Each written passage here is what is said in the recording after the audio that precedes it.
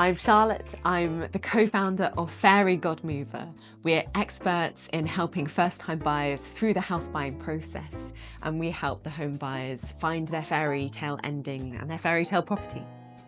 Our website guides first-time buyers through the house buying process. So it gives them all the different information they need, helping them understand the costs they're probably going to have to pay out, the timelines on the process, all the different steps, what they should expect to happen when, and help explain all the jargon that happens during the house buying process, and understand how to weigh up different decisions that they'll have to make along the way. When I started looking for properties in London, at first I wasn't sure if I was going to be able to afford anything on my budget, but as I started looking at more properties, I started to get a feel for what I liked and find that there were properties and flats within my budget. I particularly liked this property because as soon as I walked in, I just felt this sense of it being the right fit. It had this beautiful light coming in from the windows. I felt like I had enough space to breathe and live my life in the rooms. I didn't feel all cramped. And yes, the actual process itself had its ups and downs. There were definitely some points where I didn't feel like I knew what was going on and had to ask people for help, understand what to do. But yes, in the end, we got there. They took all my money. and then I had a place of my own, which was, you know, a dream for me since I was quite little. The biggest piece of advice I'd give to anyone looking to buy their first property is make sure you've budgeted in the costs of buying, as well as things like your mortgage that you're probably more aware of. Those can add on several £1,000s, and if you've already got quite a small deposit or you're quite tight on what you can afford, it's definitely worth factoring those costs in.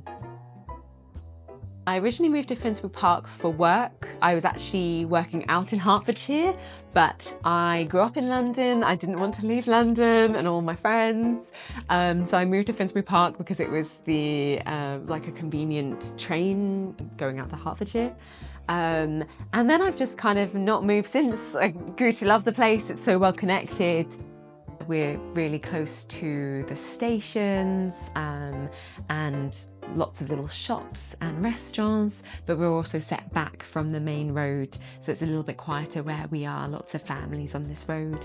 But we've also got the park just right nearby, so we pop round at lunchtime, we go and visit the geese on the lake in the middle of the park. The local restaurant that we visit the most is a Mexican place called Primos, and we go there for most of our sort of birthday celebrations. They also do a brunch, a boozy brunch, where you sort of have scratch cards and you can sometimes win a bottle of tequila as well. Yeah, so that's one of our favourite places that we go to quite often, and they kind of recognise us there now. One thing that both me and my boyfriend love is watching all the cats. There's so many cats in our local area, and we like to go and say hello to all of them, even though we do have our own cat. So sometimes we feel a bit like we're cheating on him, but he doesn't know, so it's fine. Yes, we go, and we're also friends with our local, I don't know if it's derogatory to call her our local cat lady, but she's often in her front garden and she feeds all the cats and the pigeons, and she's friends with all the local pet owners. So we always stop by and talk to her and discuss all the different cats in the area.